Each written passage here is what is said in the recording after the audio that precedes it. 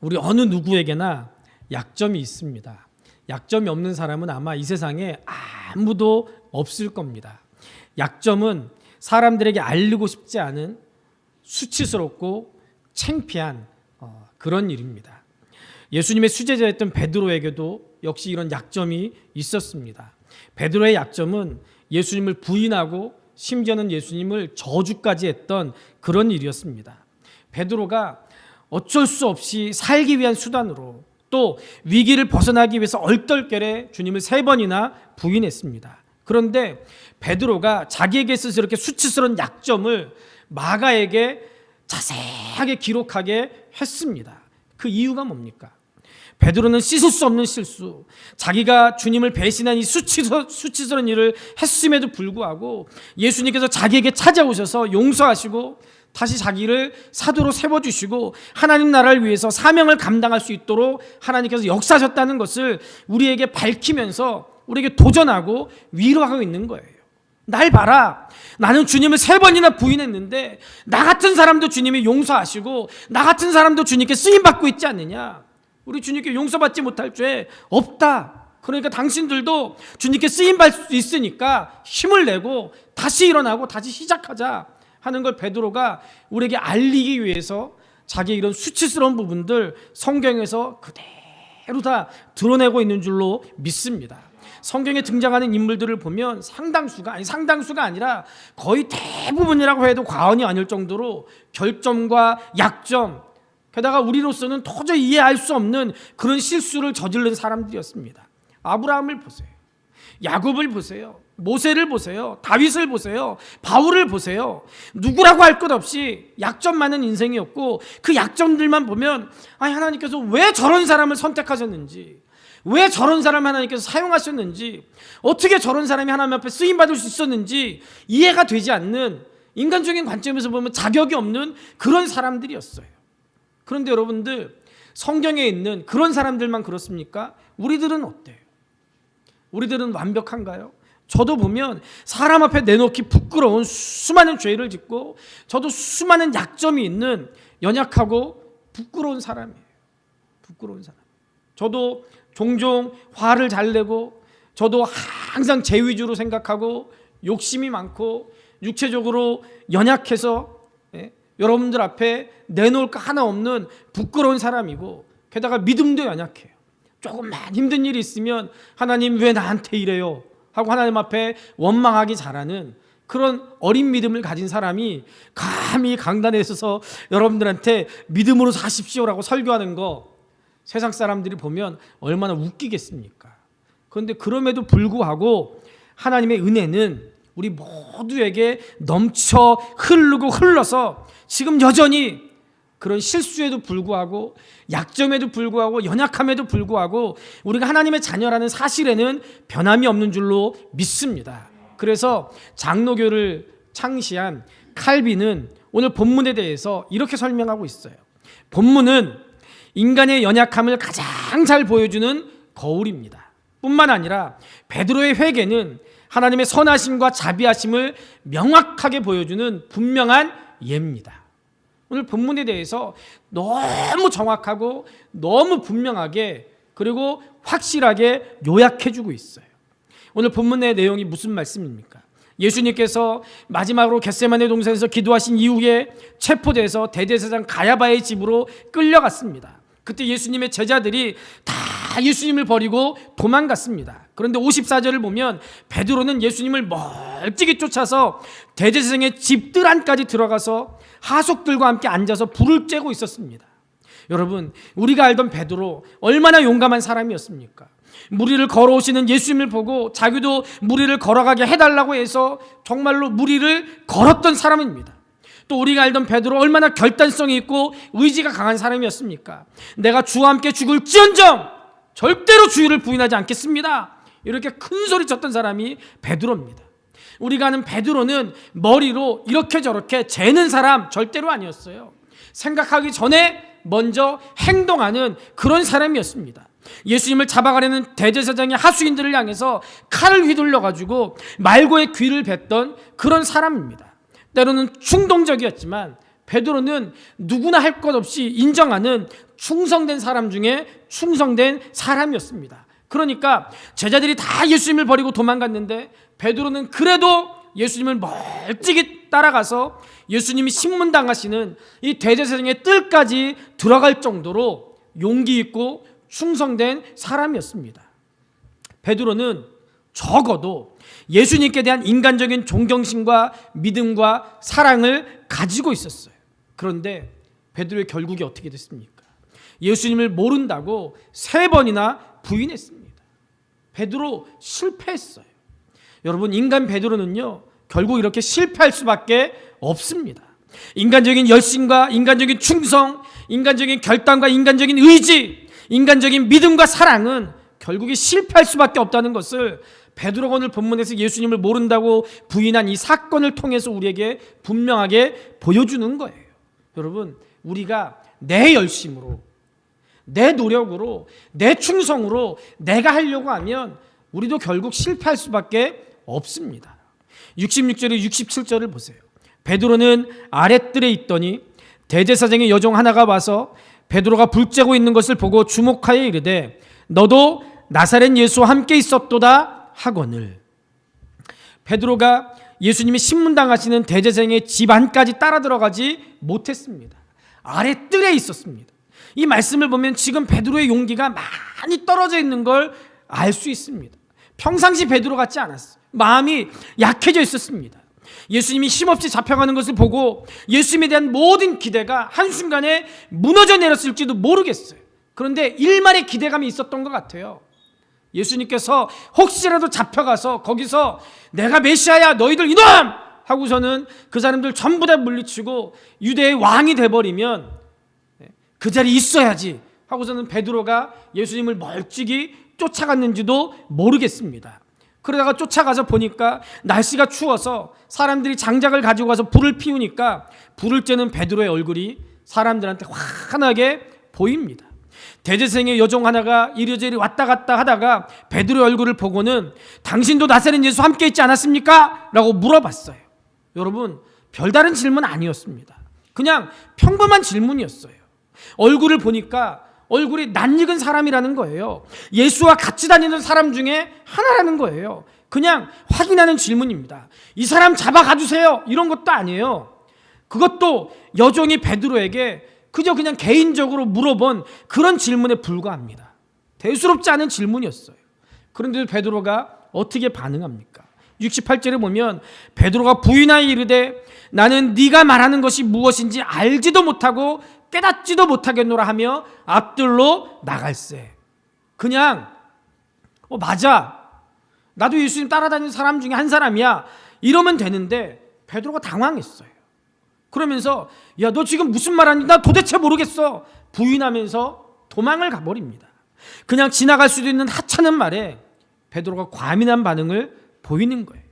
여러분, 인간적인 열심만 갖고 이리저리 뛰어다니다 보면 베드로처럼 실수하고 베드로처럼 넘어집니다. 그냥 지나갈 수 있는 상대방의 하찮은 말과 행동에 과민한 반응을 보이게 되고 그리고 똑같이 말과 행동에 있어서 실수하게 되는 거예요. 인간적인 열심은 결국에 모든 일을 꼬여버리게 만들고 결국에는 자신조차도 넘어지고 상대방도 넘어뜨리고 공동체를 무너뜨리게 되는 거예요. 그럼 여러분들, 이 베드로가 왜 이렇게 인간적인 열심으로 예수님이 말씀하신 것을 잊고 실수하고 실패했습니까? 그 원인이 뭐예요? 첫째로 기도하지 않았기 때문에 그래요. 베드로가 기도하는 시간에 피곤해서 잤습니다. 겟세마네 동산에서 예수님께서 몇 번이나 기도하라고 깨우셨는데 베드로가 그냥 잤어요. 여러분, 생각해보면요, 오죽 피곤하면 그렇게 잤겠습니까? 정말 피곤하고 어쩌면 슬펐을지도 모르겠어요. 왜냐하면 최후의 만찬 직후기 때문에 최후의 만찬에서 예수님께서 누가 나를 배신할 거야, 너는 나를 부인할 거야, 뭐 이런 얘기 들으니까 기운 다 빠졌을 거예요. 예수님 잡혀갈 거라고 하니까 기운 다 빠졌을 겁니다. 그래서 기도할 상태가 아니었을 거예요. 기도할 기분도 아니었을 겁니다. 상황은 충분히 이해가 됩니다. 그러나 여러분, 어떤 이유로 인해서든지 기도의 끈이 끊어지면 누구나 분명히 무너질 수밖에 없다는 거, 우리가 베드로를 통해서 다시 한번 깨달아야 합니다. 그렇기 때문에 그럴 때일수록 더 악착같이 주님께 매달려서 기도해야 되는 줄로 믿습니다. 우리가 때로는 기도의 양은 조절할 수 있지만 기도 자체를 쉬면 안 됩니다. 이번 주 신년 축복 계신방을 하는 중에 한 권사님이 그러셨어요. 하나님 앞에 작정 기도를 하는데 일하고 이제 저녁에 와서 또 새벽에 기도하는데 한 번은 교회 문이 닫혀 있으면 그저 교회 와가지고 문 앞에 와서 하나님 저 왔다 가요 하고 갔다는 거예요. 그럼 여러분들 사람들이 생각할 때 그게 무슨 기도야 할 수도 있겠지만 하나님께서 보실 때는요 그것도 정말 훌륭한 기도인 거예요. 하나님 앞에 기도하는 시간, 기도의 끈을 놓지 않는 거예요. 기도의 양은 조절할 수 있지만 기도 자체를 쉬면 죽어요. 사탄이 하는 일 뭐예요? 우리가 하나님과 밀접한 관계를 맺지 못하도록 가운데서 방해하는 거, 그게 사탄이 하는 일입니다. 사탄은 어떤 이유, 어떤 핑계를 갖다 대면서도 우리가 기도하지 못하게 방해해요. 기도하지 않는 핑계거리 찾아보면 수천 가지, 수만 가지 생각해낼 수 있어요. 나 이것 때문에 안 돼요, 이것 때문에 안 돼요, 이것 때문에 안 돼요, 이것 때문에 안 돼요. 그거 다 누가 가져다 준 생각이라고요? 하나님과 우리의 관계를 떨어뜨리려고 하는 사단이 가져다 주는 그런 생각입니다. 여러분들 혹시 기도 시간이 중단된 분 계십니까? 이 상황이 오래가면 안 됩니다. 아무리 힘들어도 하나님 앞에 무릎 꿇고 기도해야 돼요. 어떤 분은 그런 분도 있어요. 목사님, 기도만 하면 뭐해요? 일해야죠. 맞아요. 그러나 분명히 말씀드리지만 기도하면 됩니다. 기도하면 뭐예요? 아니요. 기도하면 돼요. 어떤 일이든 기도하면 하나님께서 일하실 줄로 믿습니다. 우리가 기도보다 앞세울 일은 그 어떤 것도 없습니다. 당회에 모여서 우리가 당회에서 회의할 거 없어요. 당회에서 기도하면 돼요. 회의 많이 하는 교회일수록 회의에 빠지더라고요. 그래서 문제가 생겨요. 그런데 기도 많이 하는 교회는요 절대로 문제가 생기지 않더라고요. 어떤 문제든지 간에 일단 기도하기 시작하면 더 이상 악화되지 않아요. 왜요? 기도는 우리를 영적으로 무너지지 않게 하는 버팀목이면서 상황을 바꾸는 터닝 포인트가 되기 때문에 그렇습니다. 사람이 뭔가를 가지고 기도하기 시작하는 그 순간 그 사람은 더 이상 영적으로 무너지지 않아요. 기도 한 번 했다고 해서 침체에서 완전히 회복되는 건 아니지만 더 이상 무너지지 않습니다. 하나님께서 그 사람의 손을 잡고 계시기 때문에 그래요. 기도는 다른 게 아니라 하나님께 내 일을 위탁하는 거예요. 그래서 기도하는 순간 내 일이 아니라 더 이상 내 일이 아니라 하나님의 일이 돼버리는 거예요. 기도는 내가 붙들고 몸부림치던 그 문제를 하나님께 드리는 거, 그게 기도입니다. 그렇기 때문에 내가 기도하는 그 순간 하나님이 일하시기 시작하는 거예요. 기도하면 내 문제가 내 손에서 이제 하나님 손으로 넘어가게 됩니다. 그러니까 그때부터 상황이 달라질 수밖에 없는 거예요. 그래서 기도하는 사람들은 분별력이 생겨요. 기도하기 전에는 보이지 않던 것들이 기도하면서는 보이기 시작합니다. 하나님이 기도하는 사람에게 지혜를 주시기 때문에 그래요. 근데 여러분들, 베드로는 안타깝게 기도해야 될 때 기도하지 않았어요. 여러분, 기도가 중단된 분들 다시 기도를 회복할 수 있기를 바랍니다. 더 이상 그냥 그대로 지내지 마세요. 지금이라도 다시 기도의 자리에 무릎 꿇어야 돼요. 기도하면 됩니다. 두 번째, 기도하지 않았기 때문에 예수님에게서 멀찍이 떨어졌습니다. 그렇게 당당하던 베드로가 왜 이렇게 약해져 버렸습니까? 다른 이유가 있던 게 아니에요. 예수님에게서 멀찍이 떨어져 있기 때문에 그랬어요. 예수님께 가까이 붙어 있었더라면 베드로가 예수님 면전에서 나 예수님 몰라 이럴 수 있었겠습니까? 불과 몇 시간 전에 예수님과 함께 있을 때 칼을 휘두르면서 예수님을 보호하려고 했던 사람이 베드로예요. 그런데 한 여종의 말에 이렇게 마음이 흔들려 버려요. 여러분, 누구나 예수님을 떠나 있으면 우리 인간의 연약함이 이렇게 적나라하게 드러날 수밖에 없습니다. 목사가 아니라 목사의 할아버지라도 예수님과의 관계에서 멀어지게 되면 흔들릴 수밖에 없어요. 연약함이 드러날 수밖에 없어요. 은혜가 떨어지면 자꾸 큰 소리 나오고 자기 주장할 수밖에 없는 거예요. 가정에서 괜히 큰 소리 나는 게 아니에요. 예수님을 떠나 있기 때문에 큰 소리 나는 거예요. 그럼 가정에서 큰 소리를 잠재울 수 있는 길은 다른 거 없어요. 예수님 찾으면 됩니다. 예수님 부르면 돼요. 주님, 나를 불쌍히 여겨주십시오. 주님, 저 사람, 저 인간 불쌍히 여겨주세요. 주님과 가까이 붙어 있으면 큰 소리 날 일이 뭐가 있겠습니까? 교회에서도 봉사하다가 괜히 화날 때 있어요. 나만 일하는 것 같고, 나만 힘든 것 같고, 나만 바쁜 것 같고, 그럴 때 있어요. 그때도 주님 찾으면 돼요. 주님, 저를 불쌍히 여겨주세요. 누군가 우리에게 혹시 예수 믿으세요? 이런 말을 할 때 여러분들 기쁘고 영광스럽고 괜히 어깨가 으쓱으쓱 올라가십니까? 그렇다면 여러분들 그 순간 예수님과 함께 있다는 것이 분명합니다. 우리의 삶에서 예수님의 향기가 드러나니까 내가 굳이 나 교회 다녀요, 나 목사예요, 나 장로예요 얘기하지 않아도 사람들이 혹시 목사님이세요? 혹시 장로님이세요? 이렇게 얘기하는 거예요. 그런데 여러분들 간혹 혹시 예수 믿으세요? 이런 말을 할 때 괜히 듣기 싫을 때가 있을지도 모르겠어요. 왜요? 예수님과 멀어져 있기 때문에 그래요. 멀어져 있기 때문에 그래요. 저는 운전을 할 때 바쁘기 때문에 신방을 하거나 이럴 때 시간 많이 지켜야 되니까 가끔 신호 위반을 하기도 합니다. 그래서 신호 위반을 하기 때문에 제 차를 보시면 아시겠지만 제가 예수 믿는다는 증거를 싹 다 지웠습니다. 십자가 같은 것도 안 걸고요. 뒤에다가 뭐 이 물고기 표시 같은 것도 안 하고요. 안 해요. 왜요? 혹시라도 걸렸을 때 예수 믿는 사람 아닌 척 하려고요. 성진교회에서 운해 가던 차가 오래돼가지고 스타렉스가 오래돼가지고 차를 전부 다 이 렌트로 바꿨어요.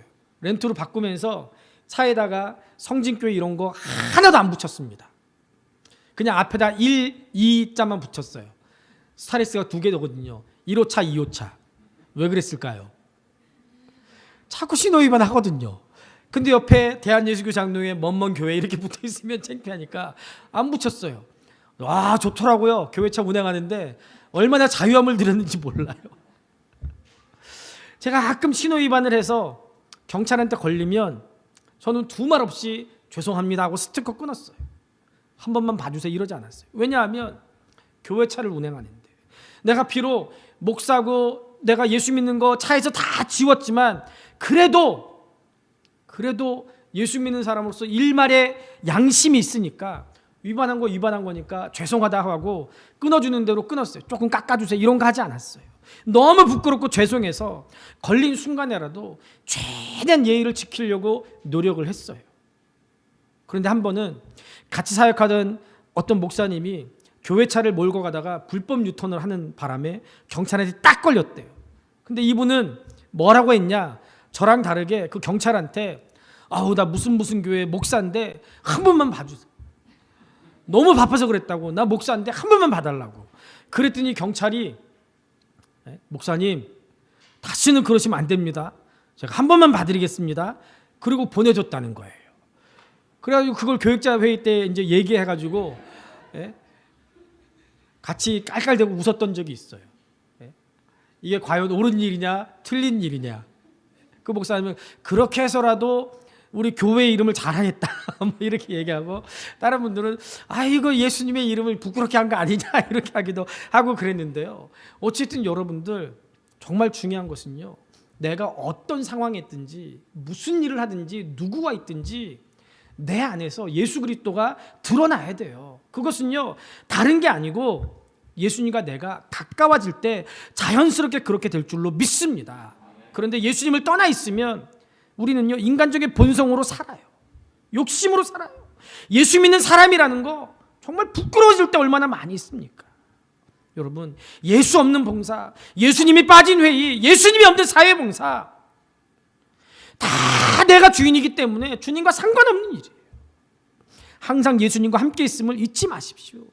예수님을 떠나서는 나는 아무것도 아닙니다. 동방정교회 무명 수도사들은요 항상 주여 나를 불쌍히 여기소서라는 이 짧은 기도를 하루 종일들 입으로 달고 다녔대요. 그냥 걸어가면서 주여 나를 불쌍히 여기소서 주여 나를 불쌍히 이러고 다녔다는 거예요. 왜요? 주님을 잊지 않기 위해서요. 한순간도 주님을 잊지 않기 위해서 그렇게 고백하면서 다녔다는 거예요. 여러분, 베드로처럼 주님에게서 멀찍이 떠나는 실수를 범하지 않기를 여러분들 주님의 이름으로 축복합니다. 멀찍이 예수님을 따라간다는 것을 지금 우리들의 상황에 적용한다면 소극적인 신앙생활을 하는 거예요. 베드로는 항상 예수님 가까이 있었습니다. 예수님을 가까이서 따르면서 변화산에서 예수님의 얼굴이 광채가 나면서 하늘의 사람의 음성이 들리는 신비한 경험도 했습니다. 예수님 가까이서 병자들을 고치시고 가난한 사람들 먹이시고 죽은 자를 살리고 복음을 전하는 걸 지켜보면서 베드로의 믿음이 성장해 왔습니다. 이렇게 베드로의 신앙은 예수님을 가까이 따라가는 적극적인 신앙, 그런 신앙을 가지고 있던 사람이 베드로였습니다. 그런데 예수님이 잡히시던 날 밤 예수님과 멀어졌어요. 예수님과 멀찍이 떨어졌기에 베드로가 결국 실패했습니다. 그런데 여러분들, 이 멀찍이라는 말이요, 굉장히 재밌는 말입니다. 아예 예수님을 떠난 것도 아니고 그렇다고 예수님을 가까이 쫓아간 것도 아니에요. 왜요? 여차하면 주님, 나 여기 있어요. 다른 놈들은 다 예수님 부인하고 도망갔는데 나는 예수님 옆에 있었습니다. 그러려고요. 또 여차하면 나 저 사람하고 몰라요. 나 그냥 가던 길 가고 있는 중이에요. 이러려고요. 그 정도의 거리가 뭐라고요? 멀찍이에요. 따라간 것도 아니고 안 따라간 것도 아니고 믿는 것도 아니고 안 믿는 것도 아니고 이게 멀찍이에요. 여러분, 멀찍이 신앙 버려야 돼요. 이것도 저것도 아닌 신앙생활 이제는 우리가 벗어나야 됩니다. 우리가 언제까지 한쪽 발만 담그고 있겠습니까? 한쪽 발은 여전히 세상에 두면서 한쪽 발만 담그고 있으면서 복주시옵소서. 언제까지 이런 신앙 버리지 못하고 그렇게 살다가 주님 다시 오시면 그거 어떻게 하겠어요? 멀찍이 신앙 이제 우리 극복해야 돼요. 버려야 돼요. 예수님께서 우리를 부르실 때 내가 너희로 사람을 낚는 어부가 되게 하리라 이렇게 하면서 부르셨어요. 저와 여러분을 사람 낚는 어부로서, 전도자로서 주님께서 우리를 부르셨습니다. 이왕 우리가 복음 전하는 전도자로서의 사명을 받았다면 그 사명에 최선을 다하는 충실한 전도자가 되어야 될 줄로 믿습니다. 전도할 바에는 적극적으로 해요. 내놓고 하는 목표를 정하고 하는 거예요. 작년 연말에 정책당회 때 장로님들하고 이제 올해 계획을 얘기하면서 장로님들 혹시 하시고 싶은 말씀 해보세요. 그랬더니 조경희 장로님 그러시더라고요. 목사님, 우리 내년에는 전도 좀 열심히 좀 해봅시다. 그래서 전도 좀 열심히 하려면 목사님은 몇 명, 장로님은 몇 명, 권사는 몇 명, 서리 집사는 몇 명 이렇게 목표를 정해놓고 최소한 장로는 3명, 권사는 2명 이렇게 해놓고 1년 동안 목표를 정하고 전도하자고 합시다. 그러더라고요. 그래서 제가 그랬어요. 장로님, 그거 정말 좋은 말씀입니다. 다른 교회 다 그렇게 하는데 나는 마음이 약해서 못했는데요. 이거 목사가 얘기하면 성도들이 부담을 가지니까요. 우리 공동회의 때 장로님이 긴급 동의로 얘기하시면 김일환 장로님이 옆에 계시다가 재청이야! 하고 큰 소리를 해가지고 이렇게 하기로 짰어요. 근데 공동회의 때 잊어버리셨는지 안 하시더라고요. 안 하시더라고요. 근데 여러분들 필요해요. 필요해요.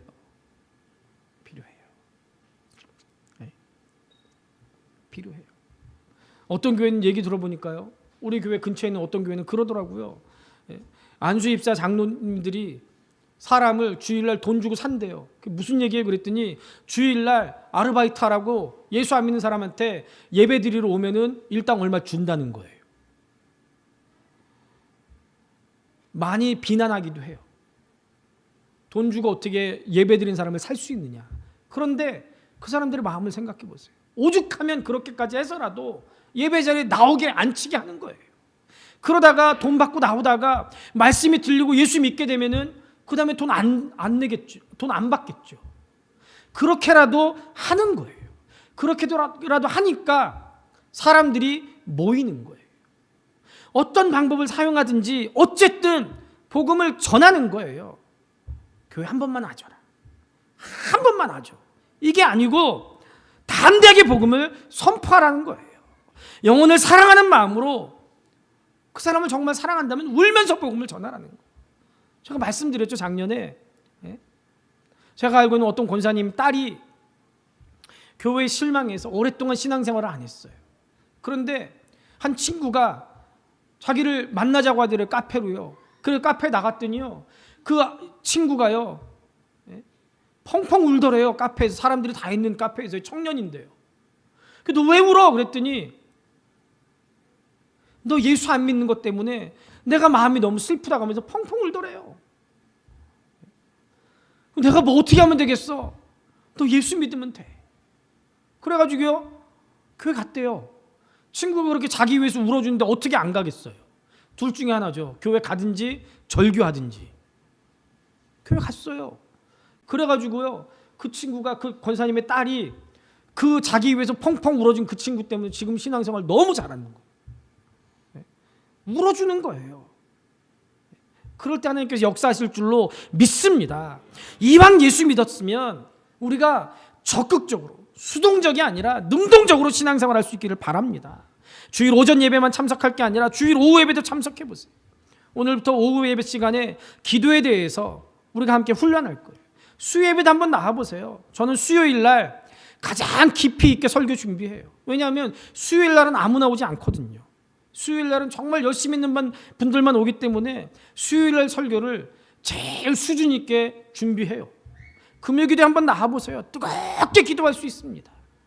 지난 금요일 날 많은 분들이 산상기도에 함께 참석했어요. 새벽 1시까지 기도하고 방 권사님은 가야 되는데 안 가시고 계속 기도하셔가지고 드림이한테 가자고 하셔. 그랬더니 드림이가 또 용감하게 가지고 권사님 가요 해가지고 모시고 왔어요. 같이 기도하고요. 네? 죄송한 말씀이지만 윤 권사님을 여기다 내려다 드리고 이렇게 가는데 2호차에 전화해봤더니 2호차가 안 따라와서 전화해봤더니 자기들끼리 맛있는 걸 먹으러 가잖아요. 기분 나빠가지고 우리도요 먹었죠. 먹으면서 생각해보니까 윤 권사님 어떡하지? 죄송하네. 삐지지 마세요, 권사님. 얼마나 맛있게 먹었는지 몰라요. 그러면서 하는 얘기, 우리 다음번에 한월상 기도원 갑시다. 얼마나 좋은지 몰라요. 같이 모여서 기도하고 하는 거 얼마나 좋아요. 매일 새벽 기도에 한번 나와보세요. 매일 주님과 동행하는 복을 누리게 될 줄로 믿습니다.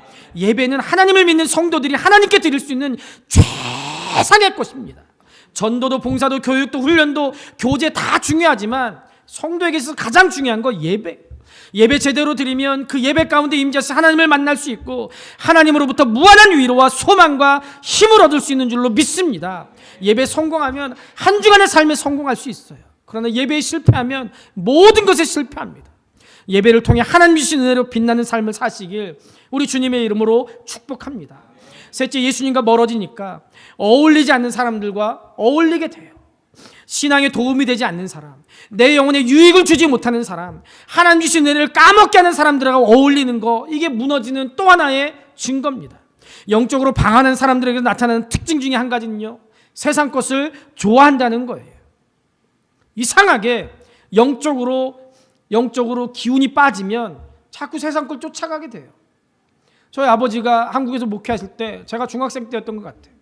굉장히 열심히 하던 젊은 부부 집사님이 있었어요. 그런데 부인 집사님이 정말 큰 실수를 했어요. 남편에게. 해서는 안 될 일을 했어요.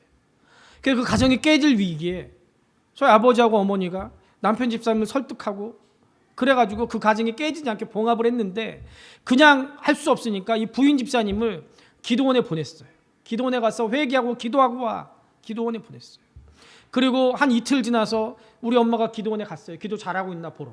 그랬더니요, 이 여집사님이요, 정말 그렇게 열심히 하고 열심히 기도하고 새벽기도 한 번 빠지지 않던 분인데요, 그 안에 죄가 들어오니까요, 자기 기도원에 가서 회개해도 될까 말까 한데 그 기도원에 가서 기도하라고 했는데 기도는 안 하고요, 지금도 있는지 모르겠는데 그때 당시 스크린 뭐 이런 잡지가 있었어요. 그런 잡지를 사들고 가가지고요, 기도원에서 그거 보고 있는 거예요. 그거 보고 있는. 우리 엄마가 기가 막혀서 그거 가지고 왔어요. 우리는 수지 맞았죠. 살 수 없는 그 잡지를 엄마가 가져왔으니까 그거 보면서. 근데 제가 지금도 기억나요. 놀랍더라고요. 어떻게 그 상황에서 그럴 수 있을까? 근데 영적으로 보면은요, 그럴 수밖에 없는 거예요. 왜요? 죄악이 틈타니까요. 죄악이 틈타니까요. 믿는 사람들은 만나고 싶지 않은데 안 믿는 사람들 보고 싶고 만나고 싶어져요. 영적으로 다운되면요, 같이 어울려 다니고 싶은 마음이 들어요. 그런 사람들하고 있는 것이 믿는 자들과 있는 것보다 편하고 자유롭고 좋게 느껴지는 거예요. 물론 복음 전하기 위해서 믿지 않는 사람들과 우리 자주 만나야 돼요. 그러나 복음을 전하기 위해서 만나는 것과 내가 즐기기 위해서 만나는 것은 차원이 다르죠. 은혜 받으면요, 자꾸 교회 오고 싶고요. 은혜 받으면요, 자꾸 믿음의 사람들, 공동체, 우리 교인들 자꾸 생각나고 보고 싶고 그래요. 제가 자주 말씀드리죠. 내가 지금 은혜 가운데 있나 그렇지 않은가 보려면 내가 얼마나 일주일 동안 얼마나 교회에 오는가 그거 확인해 보면 돼요. 내가 전엔 일주일에 매일매일 교회에 왔는데 지금 일주일에 3번밖에 안 온다? 그럼 은혜가 떨어진 거예요. 일주일에 3번 왔었는데 지금 일주일에 1번밖에 안 온다? 그럼 지금 비상등 켜진 거예요. 큰일 난 거예요. 이럴 때 우리가 사람들의 요구를 거절하지 못하고 끌려다니게 돼요. 그러면서 조금씩 세상 유혹에 빠져들어가요. 그러다가 더 깊은 죄책감과 정죄의식 때문에 교회에 아예 나오지 못하게 된 사람들도 있습니다. 여러분들 최근에 어떤 사람들과 함께하고 계십니까? 그들은 여러분의 신앙에 유익을 주는 사람입니까?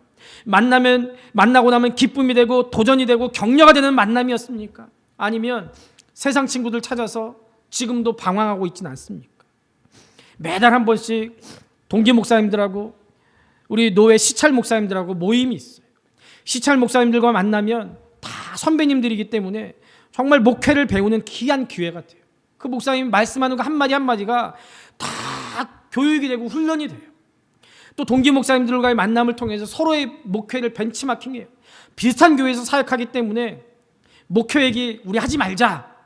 친구들끼리 만나서 목회 얘기 그만하자 하는데 결론은 목회 얘기밖에 할 게 없어요. 그러면서 서로의 목회를 배우는 거예요. 야, 이번 부활주일에는 니네 부활주일 어떻게 지내니? 우리는 부활주일날 이렇게 지내. 니네도 한번 해봐. 그래, 그거 좋다. 우리는 이렇게 했는데 니네도 한번 해봐. 서로 하는 거예요. 우리는요, 설날 추석 때 성도들이 선물 가져와서 그 선물 이 지역사회에 나누는 거 그거 얘기했더니요, 친구들이 야, 그거 좋다. 우리도 한번 해봐야 되겠다. 그래가지고요, 이번 설에 다들 한 번씩 해봤대요. 반응이 좋대요. 우리도 작년 크리스마스 때 주일학교 아이들 선물 봉투 여기다 놓은 거 있죠. 친구 교회 가서 따라한 거예요. 친구 교회 갔더니 강대상에 봉투가 허연 게 놓여 있는 거예요. 그래서 이거 뭐야 그랬더니 우리는 주일학교 아이들이 얼마 안 돼가지고 여기다 이렇게 봉투를 이름 써서 하면 성도들이 한 달 동안 거기다 선물 갖다 줘. 그리고 크리스마스 때 주는 거야. 그래, 그거 굉장히 좋다. 성탄절 2주 전에 배워가지고 저는 급하게 했는데도 여러분들이 봉투가 찢어질 정도로 많이 갖다 주셔가지고 우리 성탄절은 얼마나 좋았어요. 애들이 신나가지고 우리 애들도 보니까요, 여기저기다 감춰두고 먹고 싶을 때 꺼내 먹으려고 감춰두고 그 다음에 이제 조금씩 이제 갖다가 주더라고요. 한참 먹었어요. 얼마나 좋아요. 이렇게 배우는 거예요. 그러면서 자극받아가지고 야, 더 열심히 해야 되겠구나 다짐하기도 합니다. 이런 모임은 도전이 되는 모임이에요. 영혼에 유익이 되는 모임이에요. 우리는 이런 자리에 있어야 돼요. 그런데 내 영혼에 유익을 주지 못하는 모임은 빨리 나오는 게 상책입니다. 베드로 이 자리 빨리 떠나지 못했어요. 왜 3번이나 부인할 때까지 거기에 있었는지, 뭐하러 거기에 계속 있었는지 저는 볼 때마다 이해가 되지 않아요. 또 주목할 것은요, 베드로의 무너지는 단계를 보세요. 처음에 베드로는요, 직접적으로 주님을 부인하지 않습니다. 68절에 나는 네가 말하는 것이 무엇인지 알지도 못하고 깨닫지도 못하겠노라 라고 합니다. 너 무슨 말하는지 나 모르겠어. 이런 대답하면서 그저 그 장면을 모면했습니다. 그런데 69절에 70절 전반부에 보면요, 예수님과 한당이라는 걸 부인합니다. 여기까지도 예수님을 직접 언급하면서 부인하지는 않아요. 그런데 첫 번째보다 두 번째가 더 강한 부인이었습니다. 그런데 세 번째 71절에 보면요, 직접 예수님을 언급해요. 저주하고 맹세하면서 나 이 사람 알지 못해, 그렇게 얘기합니다. 무슨 얘기예요? 점점 예수님을 부정하는 강도가 커졌어요. 여러분, 죄는요, 가만 놔두면 발전해요. 자라나고 성장합니다. 겁이 없어진단 말 맞아요. 처음 범죄할 때 가슴이 두근두근하고 하나님께 혼나지 않을까 두려워요. 조금만 일이 안 돼도 내가 죄져서 그런가 이런 생각이 들어요.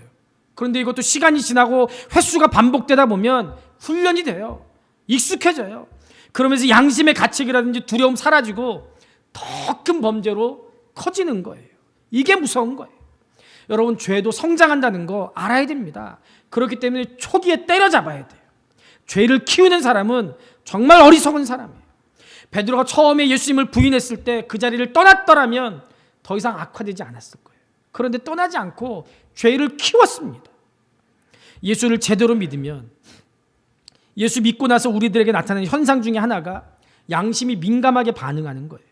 과거에는 사람들에게 욕도 하고 심한 얘기도 하고 그래도 아무렇지도 않게 잘 지냈어요. 그런데 예수 믿고 나서는 사람들한테 심한 말 하지 못할 것 같고, 또 간혹 그런 말 하고 나면은 마음속에 괴로워서 견디지 못하는 거예요.